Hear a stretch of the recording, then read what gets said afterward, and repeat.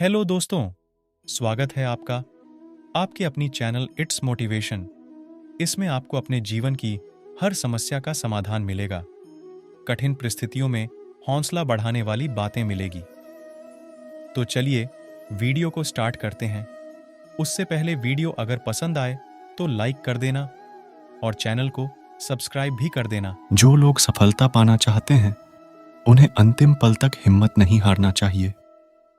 जिस पल हम हार मान लेते हैं उसी समय हम असफल हो जाते हैं। ये बात एक लोक कथा से समझ सकते हैं। कथा के अनुसार पुराने समय में एक राजा युद्ध में हार गया था। उसके सभी सैनिक मारे जा चुके थे। राजा किसी तरह अपनी जान बचाकर जंगल में भाग गया। सैनिक उसका पीछा कर रहे थे। वह बचने के लिए एक गुफा में छिप गया। सैनिक राजा को जंगल में खोजते खोजते उस गुफा तक पहुंच गए। गुफा के अंदर राजा को ढूंढा, लेकिन सैनिक उसे ढूंढ नहीं सके।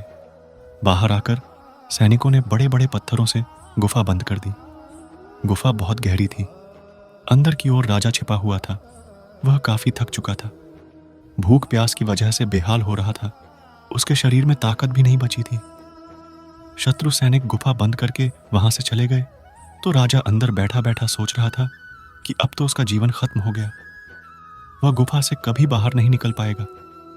राजा निराश हो चुका था। तभी उसे मां की एक बात याद आई। उसकी मां कहती थी कि कुछ तो कर, यूं ही मत मर। ये बात याद आते ही राजा में फिर से ऊर्जा आ गई। उसने सोचा कि कोशिश किए बिना हार नहीं मानना चाहिए। राजा गुफा के द्वार से पत्थरों को हटाने का काम शुरू कर दिया। कड़ी मेहनत के बाद राजा ने बड़े बड़े पत्थर खिसका दिए।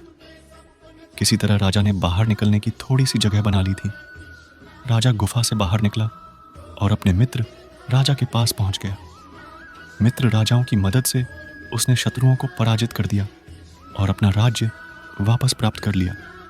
सीख, इस कथा की सीख यही है कि हमें सफलता मिलने तक हार नहीं मानना चाहिए।